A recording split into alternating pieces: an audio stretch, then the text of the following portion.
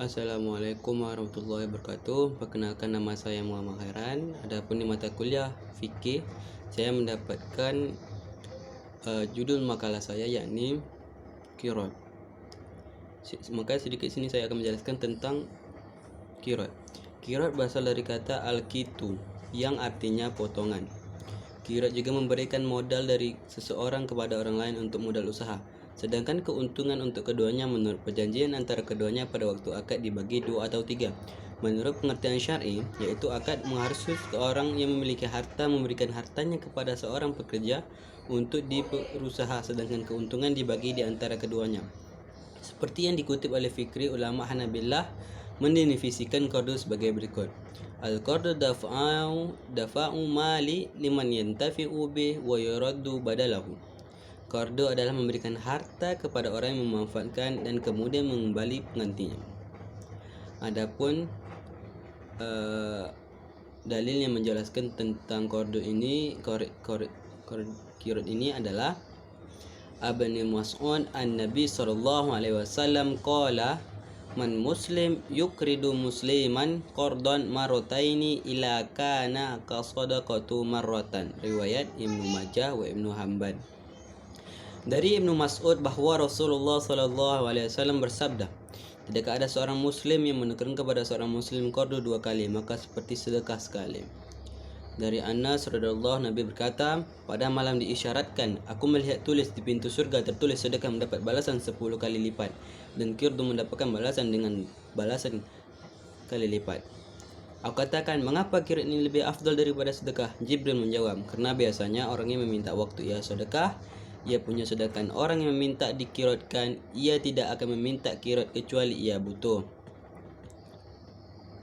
Adapun rukun dan syarat qiraat adalah yang pertama yakni syirat, yaitu ijab dan kabul. Dengan ucapan apa saja membawa makna qiraat atau bagi hasil, karena ia menjawab maksud adalah makna sehingga boleh dengan ucapan yang menunjukkan akad. Yang kedua, dua pihak yang berakad, yaitu pemilik modal dan pekerja. Keduanya harus memenuhi syarat sebagai berikut. Syarat pertama, bagi pemodal sama dengan syarat memberi hak wakil, dan pekerja sama dengan syarat menjadi wakil, sebab akad qiraat merupakan wakil dan perwakilan. Syarat yang kedua, ada izin secara mutlak, tidak boleh bagi pemodal mempersempit ruang gerak pekerja. Syarat ketiga, pekerja bebas bekerja. Ketiga, harta. Harta dalam akad qiraat syarat-syarat sebagai berikut. Syarat pertama berupa uang, yaitu yang sudah dicetak, belum yang terbuat dari emas, perak berupa uang dirham atau dinar yang murni. Syarat yang kedua, hendaknya modal diketahui jumlahnya, jenis dan sifat untuk menghindari jahalan, ketidaktahuan terhadap keuntungan. Syarat ketiga, harta diqiraatkan diketahui oleh pemilik. Syarat yang keempat, hendaknya kita diserahkan kepada pekerja dan dia bebas berbuat dan bertindak.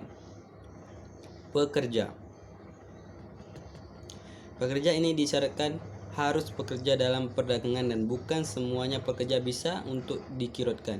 Yang boleh hanya pekerjaan yang mendatangkan keuntungan, dapat dengan cara menekuni suatu keahlian. Keuntungan.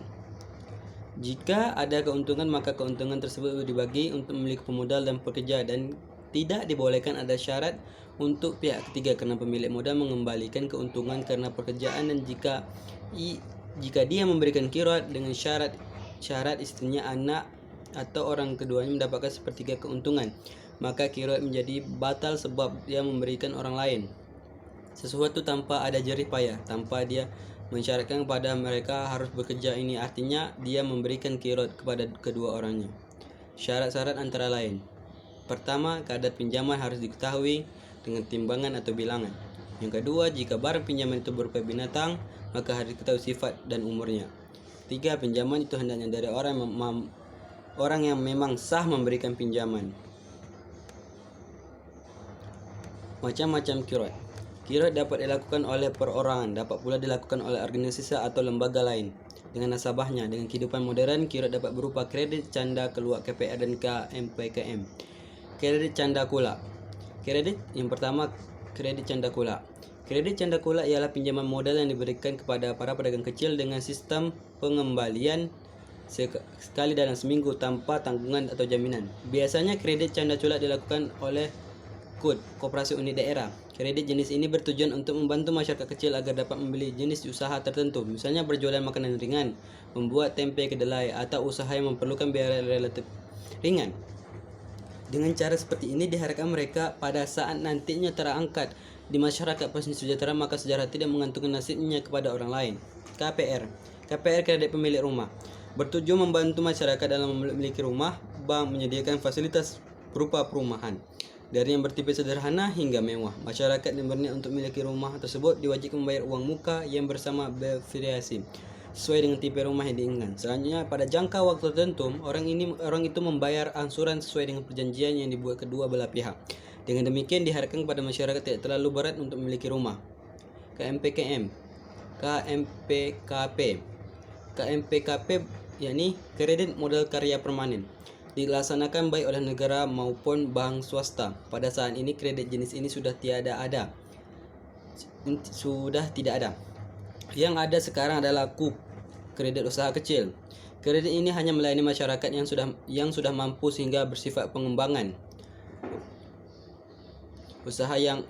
usaha yang sudah ada. Oleh karena itu, sasaran yang dibina juga terbatas.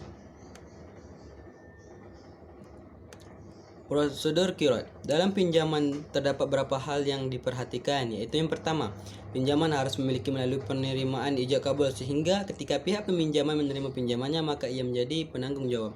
Pinjaman boleh ditentukan batas waktu dan pihak yang meminjami tidak berhak menagih sebelum masa perjanjian. Kedua, jika barang pinjaman itu masih tetap seperti sewaktu dipinjamkan, maka harus dikembalikan. Kalau tidak, kembalikan dalam keadaan semula. Sedangkan jika berubah, pengembaliannya dengan barang yang serupa. Kalau tidak ada, cukup seharga barang yang dipinjam. Yang ketiga, bila pengangkutan uang atau barang untuk pembayaran uang tidak terjamin keamanannya, maka pembayaran boleh dilaksanakan di luar ketentuan semula sesuai dengan kehendak yang diminjamkan. Keempat, pihak yang meminjam diharamkan mengambil riba dan pinjaman tersebut. Hikmah tentang kita mempelajari kirot. Ini yang pertama, terwujudnya tolong menolong sebab tidak ada jarang orang yang punya modal tapi tidak punya keahlian berdagang, atau sebaliknya, punya keahlian berdagang tapi tidak punya modal. Kedua, salah satu perilaku ibadah lebih baik mendekatkan diri kepada rahmat Allah karena dapat melepaskan kesulitan orang lain sangat membutuhkan pertolongan. Tiga, bagi yang mengkirotkan akan diberikan pahala dan kemudahan oleh Allah baik urusan dunia maupun urusan akhirat. Yang keempat, terciptanya kerjasama antara pemberi modal dan pelaksanaan yang pada akhirnya dapat menumbuhkan dan memperkembangkan perekonomian umat. Kelima, terbitnya pribadi yang ta'aluf, rasa dekat antara keduanya.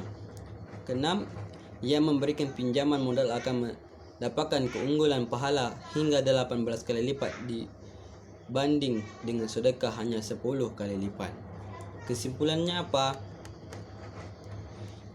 Kirot yaitu memberikan modal dari seorang kepada orang lain untuk modal usaha, sedangkan keuntungan untuk keduanya menurut perjanjian antara keduanya pada waktu akad dibagi 2 atau 3. Rukun kirot yaitu sirat, dua pihak yang berakad, harta pekerja, dan keuntungan, sedangkan syarat yaitu kadar pinjaman harus diketahui dan timbangan atau bilangan. Jika barang pinjaman berupa binatang maka harus diketahui sifat dan umurnya. Pinjaman itu hendaknya dari orang yang memang sah memberikan pinjaman. Macam-macam kirot yaitu kredit, canda kulak, KPR, dan KMPKP. Sekian dari saya, Muhammad Heran. Terima kasih. Assalamualaikum warahmatullahi wabarakatuh.